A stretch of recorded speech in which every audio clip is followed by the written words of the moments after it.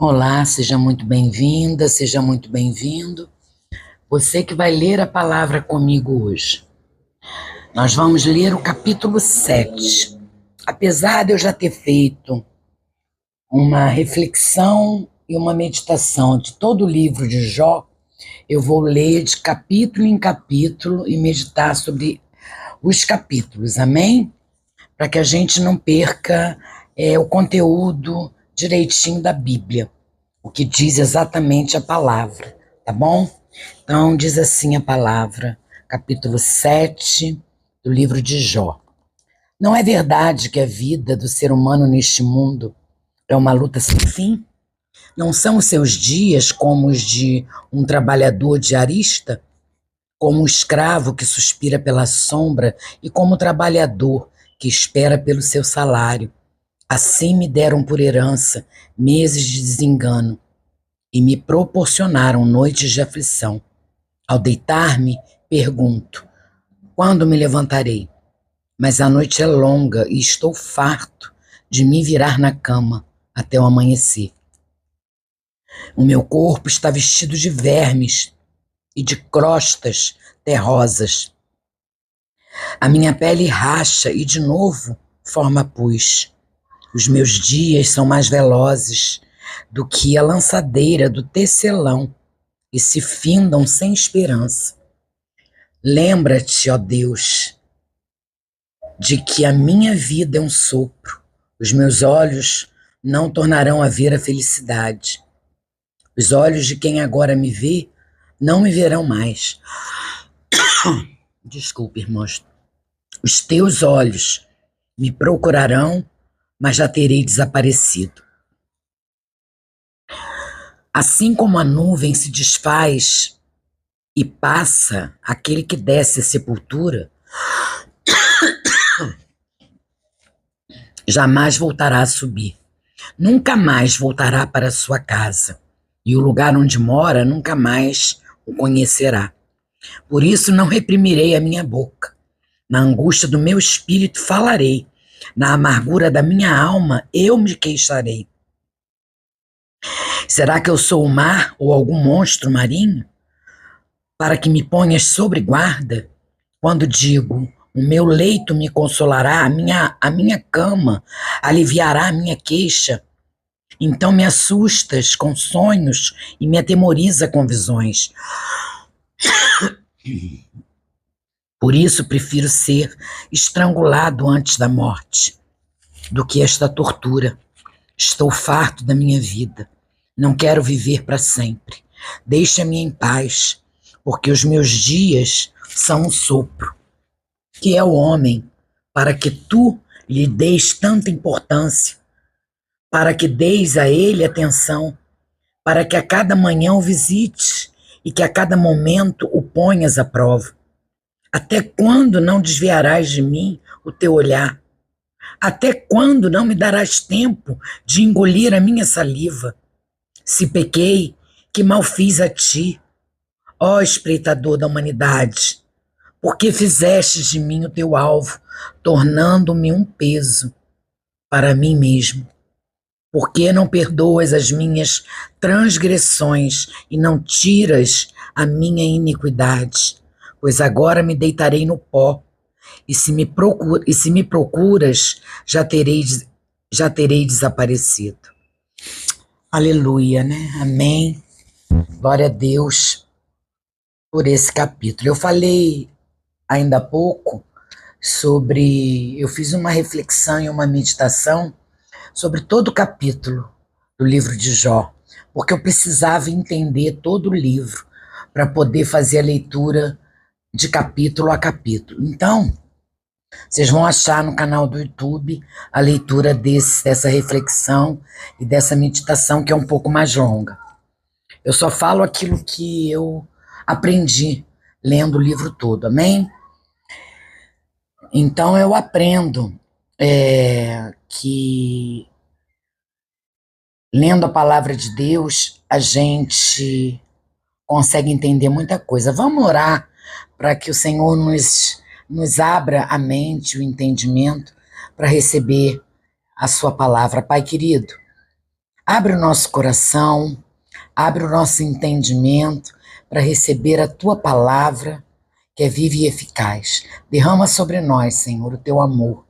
Derrama sobre nós a tua sabedoria. Que a gente aprenda, que a gente entenda como devemos proceder quando estivermos passando por dificuldades, por lutas, por aflições. Abre, Senhor, o nosso entendimento e nos dê discernimento de como proceder. Enche esse ambiente com o teu Espírito Santo, que nada nos tire o foco, que nada nos tire a atenção, que nada nos distraia. Essa é a oração que faço, em nome de Jesus. Amém. E aí assim diz, né, eu li a palavra para vocês, e aí agora meditando nela, hoje a leitura é praticamente uma discussão com Deus.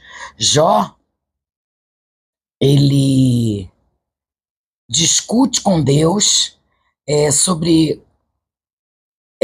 Jó contendeu com quem ele ousadamente chamou de espreitador dos homens.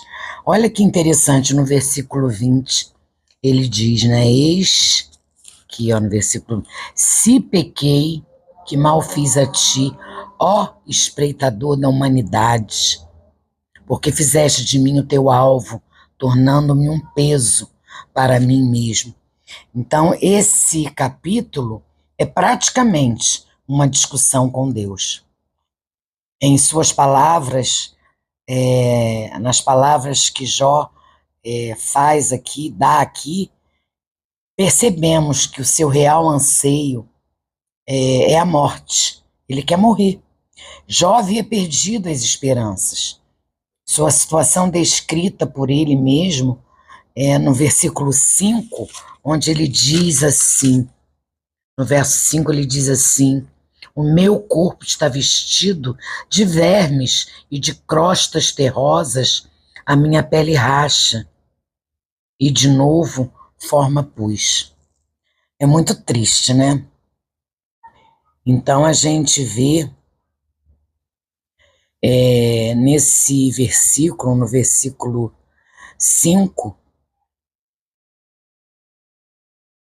é a sua real situação, que ele descreve por ele mesmo, ele diz o que está acontecendo com ele. Praticamente, ele nos transporta ao cenário deplorável do seu estado físico, da sua dor.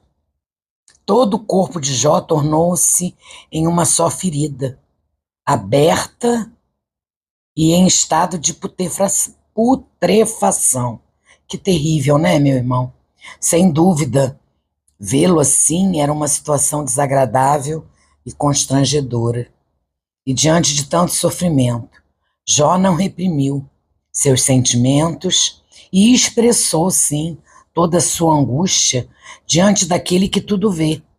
Ele reduziu a condição do homem a nada e referiu-se a si mesmo como um alvo de ira divina. O que Jó não sabia é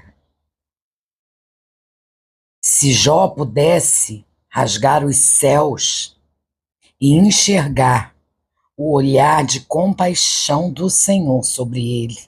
Mas Jó não podia ver isso, não podia enxergar isso.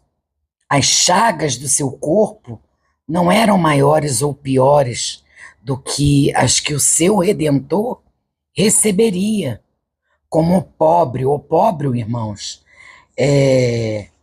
vexame, desonra pública, vergonha. Então,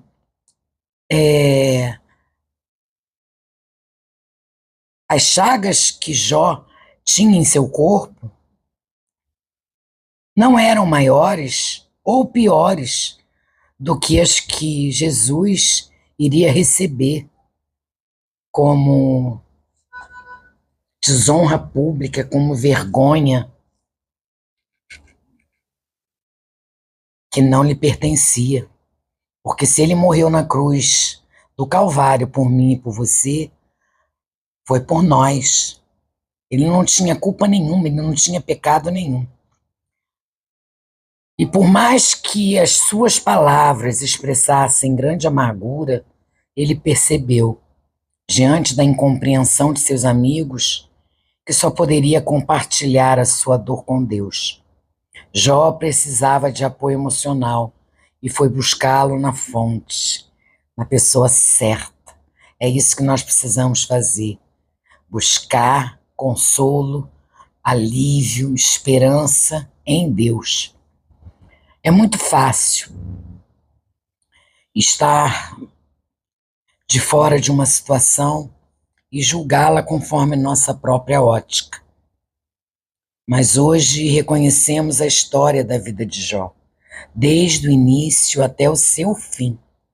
Mas o próprio Jó teve que conviver muito tempo com uma situação miserável, sem fazer ideia do porquê estava passando por tudo aquilo e sentindo-se completamente impotente. Ele desconhecia o fato de ser um palco ambulante do conflito entre o bem e o mal. O adversário não perderia a oportunidade de mostrar ao universo que Deus estava errado com relação a Jó, por isso o maltratou severamente. Nos momentos de angústia e de dor, irmão e irmã, devemos sempre lembrar, como diz na palavra do Senhor, lá em Salmos 33:18, diz: Eis que os olhos do Senhor estão sobre os que o temem, sobre os que esperam na sua misericórdia. Jó podia não enxergar naquele momento, mas a sua tortura seria convertida em completa alegria. O homem temente a Deus estava sob o olhar do Senhor do universo, e ele não deixaria sem resposta a sua queixa. Deus o conservava com vida, porque Jó conservava o seu coração pela fé. Como está escrito, o justo viverá pela fé. Com a mesma sinceridade que Jó serviu a Deus nos bons momentos, ele chamou a Deus nos momentos difíceis. Ele clamou a Deus nos momentos de desespero. Aceitemos hoje, irmão e irmã, o terno convite de Jesus: vinde a mim, todos os que estáis cansados e sobrecarregados, e eu vos aliviareis. Mateus 11:28. Que palavra, né? Que mensagem, que história, quanto aprendizado a gente tira de cada capítulo do livro de Jó. Que beleza, né? É isso, meu irmão. Vigiemos e oremos para que fiquemos atentos a não nos distrair e a manter a nossa fé, mesmo em situações de dor. Amém, irmãos? Vamos orar agradecendo a leitura e a meditação desse capítulo tão maravilhoso. Querido Deus, Pai amado, obrigada por mais essa leitura, obrigada por seus ensinamentos. Obrigada, Senhor, porque cada capítulo que lemos, cada meditação que fazemos, os nossos olhos vão se abrindo. A nossa vida espiritual com o Senhor aumenta, o desejo do nosso coração fica maior em te buscar, em obter aprendizado, porque a tua palavra nos ensina, a tua palavra nos corrige, a tua palavra nos mostra o quanto o Senhor nos ama, que não há tamanho para esse amor, não há tamanho. O Senhor é soberano, o Senhor é onisciente, o Senhor é poderoso, o Senhor conhece, sabe de todas as nossas lutas. E o Senhor sabe que a gente vai passar por elas, vai suportar elas e vamos vencer a elas, porque o Senhor já conhece o resultado de todas elas. Obrigada, Senhor. Obrigada por ser imutável, por nunca mudar em relação a nós. O seu amor é sempre o mesmo. Obrigada, meu Deus, nós te amamos, porque o Senhor nos amou primeiro.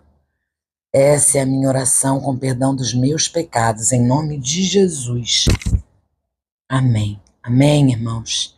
Deus abençoe vocês.